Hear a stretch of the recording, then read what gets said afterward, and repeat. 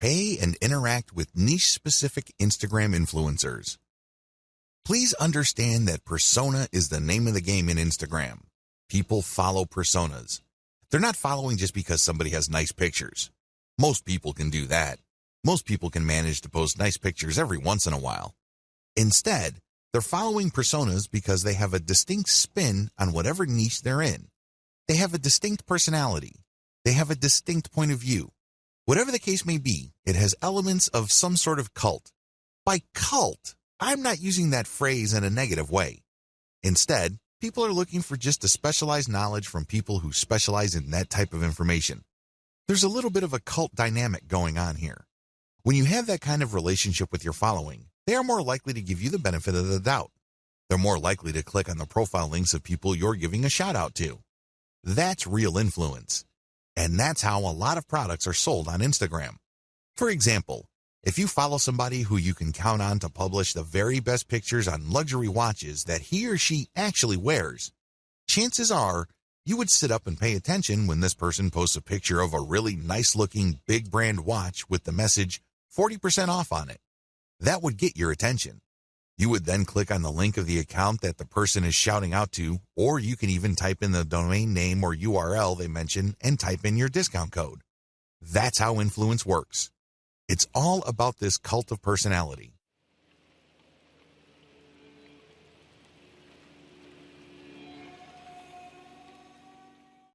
Beware of fake influencers. Unfortunately, when word came out that online stores were paying good money to Instagram influencers for product placements and shoutouts, a lot of shady marketers started building fake accounts. Just how fake are these accounts? Well, first of all, they target certain niches. Next, they draw followers. The problem here is that the account itself is fake and the followers are fake.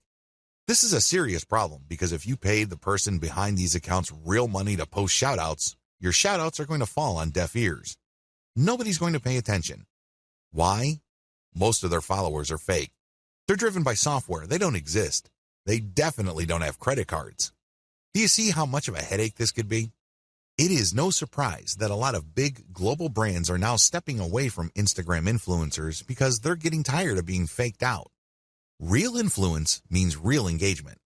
So how do you make sure that you pay and interact only with real niche-specific Instagram influencers? Well, it's actually not all that hard. You only need to look at the public statistics of these accounts. You can see the amount of engagement their content gets. You can also see how many followers they have. You need to measure the total amount of engagements they get by dividing that number by the number of followers they have. Look for a ratio. This is how you would know if there is enough engagement with that account. This is a way of seeing who's fake and who's not. You can also look at the content that they post. If they keep posting the same stuff over and over again, that might be a red flag. Also, look at the comments. Is there actual care taken in sharing? The 4 key signs of fake influence. So how do you know that you're dealing with a real influencer? After all, real influence means actual conversions. There are 4 telltale signs of fake Instagram influence. Sign number 1, equal following and follower ratio. If you notice that an account follows a lot of other accounts while enjoying a large following, this should be a red flag. Chances are they just followed a lot of accounts, so these other accounts would follow them back. Those people may be real, but they're not interested in what this account is posting because they're just following back out of courtesy.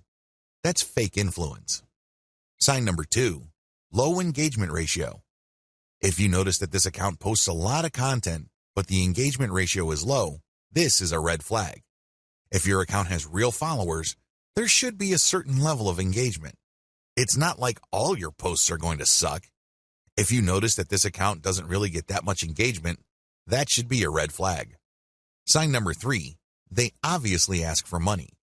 If it's obvious from the profile description of the niche-specific account you're trying to buy shoutouts from that they take payments, you might want to pay attention. Look at how they describe themselves.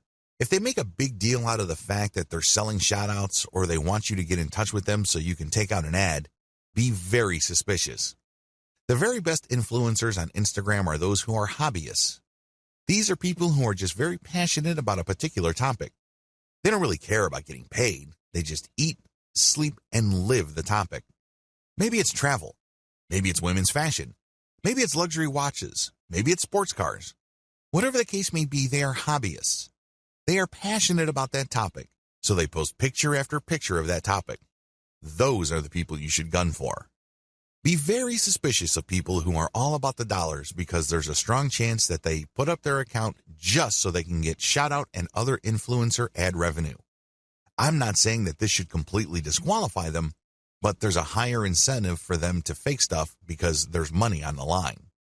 Sign number 4, no niche specialization. If it turns out that this influencer account tends to rotate among different niches, this should be a red flag to you.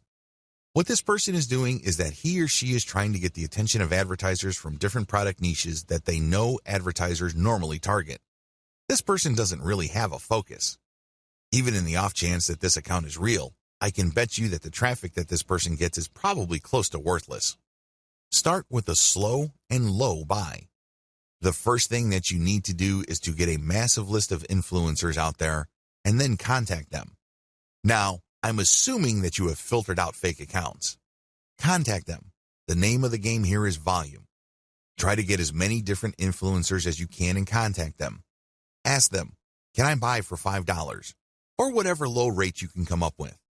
The name of the game here is to get as many shout-outs and picture ad placements for as little money as possible. The next step is to track these campaigns and see which, if any, of those influencers can deliver real results. You should be able to come up with a top 3. If you, for example, have 100 influencers running your ads and doing shout-outs, you should be able to identify the top 3 in terms of conversions. You own your online store, so you know whether you sold or not. You know whether you moved a product or not. You should also use specialized discount codes so you can track who is actually selling. Pick the top 3 and pay them more for exposure. This is how you maximize your results. So, you start out low and slow, and then you scale up the campaigns that actually produce the desired result.